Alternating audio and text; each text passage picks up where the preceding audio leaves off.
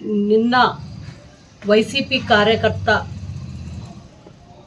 Adoni MLA గౌరవనీయులు doctor Parthasarathi అన్న గురించి సోషల్ మీడియాలో మాట్లాడడం, అది అన్ని ఛానల్లోన రాష్ట్ర వ్యాప్తంగా కూడా బాగా వైరల్ అయ్యింది ఆ వీడియో. ఆయన మాట్లాడడం నిజంగా ప్రజలందరూ చూశారు, 5 కోట్ల ప్రజలు చూశారు. ఒక కార్యకర్త ప్రతిపక్షంలో ఉండి అలా మాట్లాడడం అనేది దేనికి సంకేతం అని చెప్పి ఈ సందర్భంగా నేను వైసీపీ వాళ్ళని ప్రశ్నిస్తున్నా. మీరు ఆ కార్యకర్త మిగతా కార్యకర్తలు కానీ భీమా కుటుంబం కోసం, భీమా ఫ్యామిలీ కోసం చావడానికైనా చంపడానికైనా రెడీ అని చెప్పి అంత బహిరంగంగా మాట్లాడడం అనేది చాలా చాలా ఖండిస్తున్నాను నేను దీన్ని. ఏ పార్టీ అయినా సరే ఇలాంటి మాట్లాడాలు మనది ప్రజాస్వామ్యం, ఇలాంటివి మాట్లాడకూడదు. ఆ నాయకులు కూడా ఆ కార్యకర్తలకి హెచ్చరికలు జారీ చేయాలి. మనం ఎక్కడున్నాం, ఏ సమాజంలో ఉన్నాం, సభ్య సమాజంలో ఉన్నామా అనేది ఒకసారి తెలుసుకోవాల్సిన అవసరం ఎంతైనా ఉంది. అదేవిధంగా ఆ కార్యకర్త సోషల్ మీడియాలో మాట్లాడడం, నీ వెనక ఎవరున్నారు? మోడీ ఉన్నాడా? చంద్రబాబు నాయుడు గారు ఉన్నారా? పవన్ గారు ఉన్నారా అని క్వశ్చన్ చేయడం జరిగింది. నేను రాష్ట్ర వ్యాప్తంగా ఉన్నటువంటి వైసీపీ కార్యకర్తలకు ఒక్కటే హెచ్చరిక చేస్తున్నా. మా వైపు మోడీ గారు ఉన్నారు, మా కోసం చంద్రబాబు నాయుడు గారు ఉన్నారు, మా కోసం పవన్ అన్న ఉన్నారు, మా కోసం లోకేష్ అన్న ఉన్నారు, అంతిమంగా మా కోసం 5 కోట్ల ఆంధ్ర ప్రజలు ఉన్నారని చెప్పి ఈ సందర్భంగా హెచ్చరిక జారీ చేస్తున్నాం. ఇప్పటికైనా మీరు బుద్ధి తెచ్చుకోండి. ఏ విధంగా మాట్లాడతారు అంటే మీ పార్టీ సిద్ధాంతమా ఇది? బెదిరింపులు, నరకడాలు, చంపడాలు, కిడ్నాప్ చేయడాలు మీ పార్టీ సిద్ధాంతమా? అంతే కదా. సాక్షాత్ సొంత బాబాయినే చంపుకున్న వాళ్ళు వీళ్ళు, చంపుకున్న పార్టీ మీ పార్టీ. ఈరోజు కన్న తల్లి చెల్లి రోడ్డున పట్టుకొని వెళ్ళినా కూడా స్పందించిన పార్టీ మీ పార్టీ. ఈరోజు కార్యకర్తలు తమ ఆస్తుల కోసం ప్రాణాలు వదిలిపెట్టిన పార్టీ మీ పార్టీ. ఒక కార్యకర్త, ఒక అభిమాని జగన్మోహన్ రెడ్డి గారు ప్రతిపక్షంలో ఉన్నప్పుడు విమానాశ్రయంలో ఒక 11 పేజీల లెటర్ రాసి తన జోబులో పెట్టుకొని ఆయన పైన కోడి కత్తితో ఘాటు వేస్తే దాన్ని ఒక అదునుగా తీసుకొని మీరు ఆ ఎలక్షన్లో లబ్ధి పొందలేదా అని చెప్పి నేను ఈ సందర్భంగా వైసీపీ వాళ్ళని ప్రశ్న చేస్తున్నా. ఒక అభిమాని చేసినటువంటి దాన్ని సానుభూతి పొంది ఆ ఎలక్షన్లో మీరు లబ్ధి పొంది అధికారంలోకి వచ్చిన తర్వాత కరోనా టైంలోన ఒక డాక్టర్ గారు సుధాకర్ గారు మాస్కులు ఇవ్వండి అని చెప్పిన అడిగిన పాపానికి ఆయన్ని మానసికంగా హింసించి క్రూరంగా అతన్ని చంపేసిన పార్టీ ఏదైనా ఉంది అంటే వైసీపీ పార్టీని. అదేవిధంగా ఎన్నో మర్డర్లు జరిగాయి. కారు కింద మొన్ననే మేము అధికారంలోకి వస్తే ఆయన ప్రతిపక్షం ఉన్నప్పుడు ఏదో ఒక మీటింగ్కి వెళ్ళినప్పుడు ఒక వ్యక్తి కారు కింద పడిపోతాడని చెప్పినా కూడా కారు కింద నలుపుకుంటూ ఆయన ఎక్స్ స్పీకర్ చెప్పినట్టు జగన్నాథ రథచక్రాల కింద నలిగిపోతున్నారు అన్నట్టు కార్యకర్తల్ని చంపేసిన ఘనత మీ పార్టీదే అని చెప్పి ఈ సందర్భంగా నేను తెలియజేసుకుంటున్నాను. ఏంటి అసలు మీ పార్టీ ఉద్దేశం ఏంటి? మీ పార్టీ సిద్ధాంతాలు ఏంటి? ఇప్పటికీ కూడా మీరు కార్యకర్తలకి ఏం సమాధానాలు చెప్తున్నారు, ఏం సందేశం ఇస్తున్నారని జగన్మోహన్ రెడ్డి గారిని అడుగుతున్నా. రప్ప రప్ప రప్ప అని చెప్పి ఒకతను బ్యానర్ పెడితే అదే ప్రెస్ మీట్లో ముసిమిసి నవ్వులు నవ్వుతూ అదేంది రపరప రపరప అని చెప్పి అడిగి ముసిమిసి నవ్వులు నవ్విన వ్యక్తి మీరు. ఇంకా ప్రజల కోసం ఏం చేస్తారు మీరే? మీ కార్యకర్తలను రెచ్చగొట్టేది మీరే, నాయకులే. కార్యకర్తలను రెచ్చగొట్టడం, వాళ్ళతో మాట్లాడించడం, వాళ్ళు జైలుకి వెళ్తే 3 ఏళ్ళు ఆగండి మేము వస్తామని చెప్పడం. ఈరోజు మా తెలుగుదేశం పార్టీ అయినా, మా జనసేన పార్టీ అయినా, మా బీజేపీ పార్టీ అయినా కార్యకర్తలు కానీ నాయకులు కానీ ఏదైనా మాట్లాడాలన్నా కూడా మేము సంవయనంగా పాటించి అది ఎంతవరకు నిజమని తెలుసుకొని మేము ప్రెస్ మీట్లు పెట్టడం జరుగుతుంది. ఎందుకంటే బాధ్యతాయుతమైన పదవిలో ఉన్నాం, బాధ్యతాయుతమైన ప్రజా క్షేత్రంలో ఉన్నాం కాబట్టి మనం మాట్లాడడం కరెక్ట్గా ఉండాలని చెప్పి మా చంద్రబాబు నాయుడు గారు, లోకేష్ గారు మాకు దిశానిర్దేశం చేస్తారు కాబట్టి దానికంటే ఎక్కువగా మేము ఏమి మాట్లాడలేము. కానీ అదే మీరు ఈరోజు మీ కార్యకర్తలను రెచ్చగొడుతున్నారు. ఆయన అంటాడు బీమా ఫ్యామిలీ కోసం చావడానికైనా చంపడానికైనా సిద్ధమే. రే బాబు, ఫస్ట్ నీ బతుకేందో చూసుకో అని చెప్తున్నావు. నువ్వు బాగా బతుకో అని చెప్తున్నావు. నీకేదైనా కావాలంటే మమ్మల్ని అడుగు, మా గవర్నమెంట్ ఉంది, మీకు సహాయం చేస్తామని చెప్తున్నాం. ఈరోజు ఇదే కర్నూలు పార్లమెంట్లోన ఎంతోమంది బడుగు బలహీన వర్గాలు ఉన్నారు. వాళ్ళందరూ కూడా ఈరోజు సాక్షాత్ ఇదే బాలనాగరెడ్డి అన్న అయితేనేమి, ఇదే సాయిప్రసాద్ రెడ్డి అన్న అయితేనేమి 15 సంవత్సరాలు ఎమ్మెల్యే ఉన్నా ఏం చేశారు మీకోసం అని అది ప్రశ్నించండి. అంతేగాని వాళ్ళ కోసం చనిపోతాము అని చెప్పి మాట్లాడడం మంచి పద్ధతి కాదు అని చెప్పి ఈ సందర్భంగా నేను కార్యకర్తలకి హెచ్చరిక జారీ చేస్తున్నాను. దయచేసి ఇప్పటికైనా అనుకోండి, మీరు మీ పార్టీ అంటే ఏంటో తెలుసుకోండి. మొన్ననే అనంతపురంలోన 100 కోట్ల ఆస్తి కోసం సొంత కార్యకర్తనే చంపుకున్న ఘనత మీ పార్టీది అని చెప్పి నేను ఈ సందర్భంగా కార్యకర్తలకు తెలియజేసుకుంటున్నాను.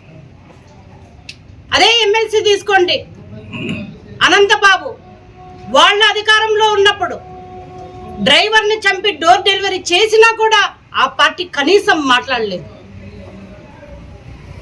అదే కొంతమంది ఎమ్మెల్యేలు, మినిస్టర్లు ఆడవాళ్ళ గురించి నీచంగా మాట్లాడినా కూడా ఆ పార్టీ వెనకేసుకొచ్చింది తప్పితే ఆ వాళ్ళకి నాయకులకు కానీ కార్యకర్తలకు కానీ క్రమశిక్షణ అనేది నేర్పించలేదు మీ పార్టీ. అదే మా పార్టీ.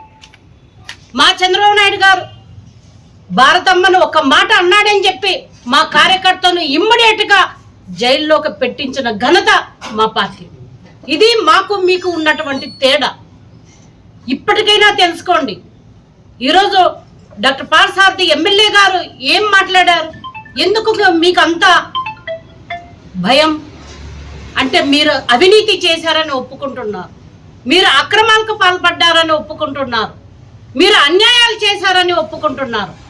ఆయన మొన్న జగనన్న కాలనీకి వెళ్ళి జగనన్న కాలనీలో జరిగినటువంటి అవినీతిని గురించి ప్రశ్నించినందుక ఆయన పైన ఈరోజు ఇంత మాట్లాడడం.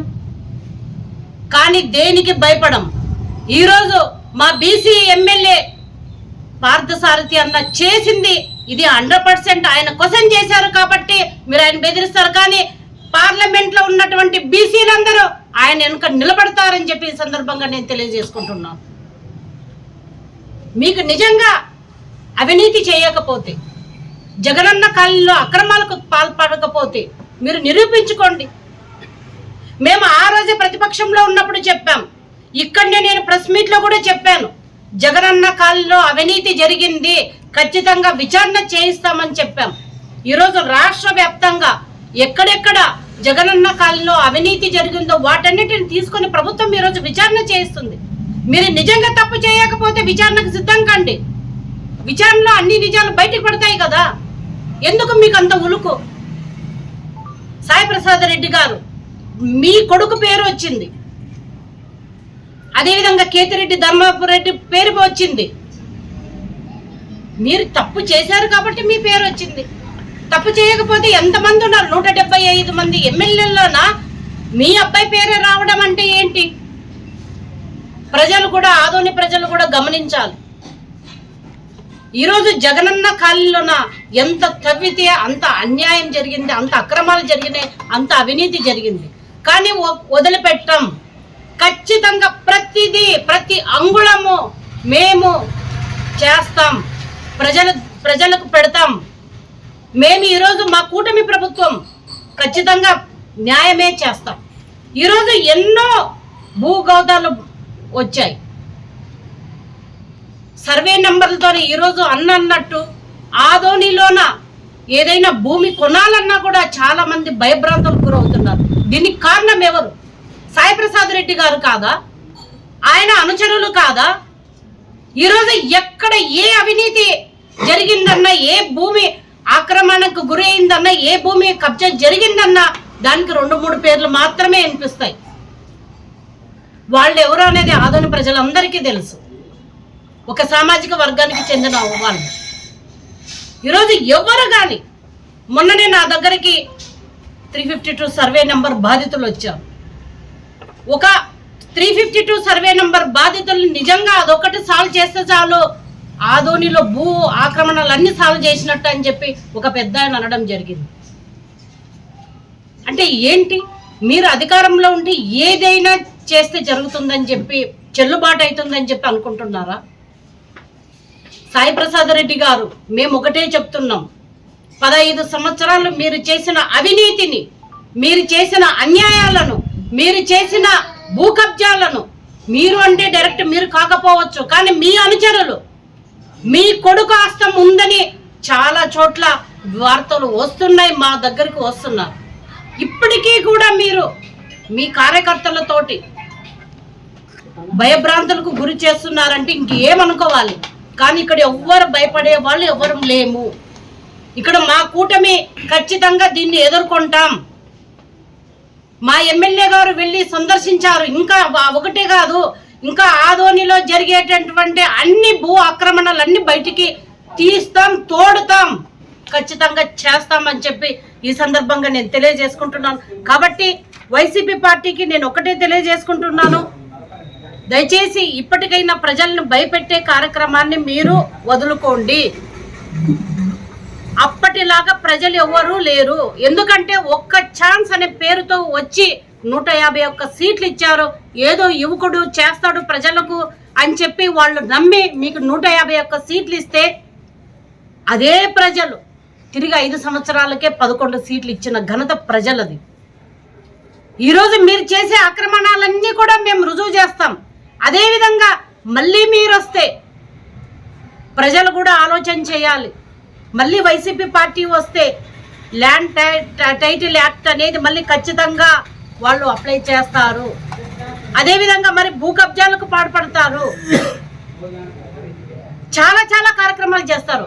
ప్రతిపక్షంలో ఉన్నప్పుడే రప అని బ్యానర్లు పెట్టే వాళ్ళు ఇంకా అధికారంలోకి వస్తే ఇంకా ప్రజలను బతకనిస్తారా? సరే, మా పార్టీ వాళ్ళంటే పక్కన పెడదాం, ప్రజల గతి ఏంటి? కాబట్టి ఆంధ్రప్రదేశ్ ప్రజలకు నేను ఒకటే విజ్ఞప్తి చేసుకుంటున్నాను, దయచేసి ఇలాంటి పార్టీని భూస్థాపితం చేయవలసిన బాధ్యత ప్రతి ఒక్క ప్రజలపైన ఉంది అని చెప్పి ఈ సందర్భంగా ప్రజలకు నేను తెలియజేసుకుంటూ, మళ్ళీ ఇంకొకసారి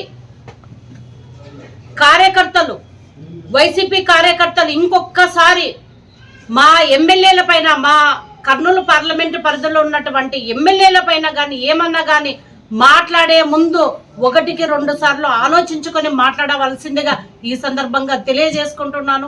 నిన్ననే నేను ఎస్పీ గారితో మాట్లాడాను ఈ విషయం గురించి. ఏం జరిగింది సార్, అతన్ని ఇంతవరకే అంటే ఆల్రెడీ కేసు ఫైల్ అయింది, అతన్ని కూడా మేము తీసుకొని విచారణ చేస్తున్నామని చెప్పి చెప్పడం జరిగింది. కాబట్టి మనం కూటమి వాళ్ళు కూడా జాగ్రత్తగా ఉండాలి. ఇట్లాంటి వాళ్ళు ఎక్కడ ఏ సోషల్ మీడియాలో మాట్లాడినా కూడా ఇమ్మీడియట్ గా వాళ్ళపైన కేసులు పెడదాం. ఎందుకంటే మనం తప్పు చేయనప్పుడు భయపడాల్సిన అవసరం లేదు. కాబట్టి దయచేసి అందరూ కూడా, కూటమి కార్యకర్తలు అందరూ కూడా దీన్ని పెద్ద ఎత్తున తీసుకెళ్తామని చెప్పి తెలియజేసుకుంటూ నాకు ఈ అవకాశం ఇచ్చిన అందరికీ ధన్యవాదాలు.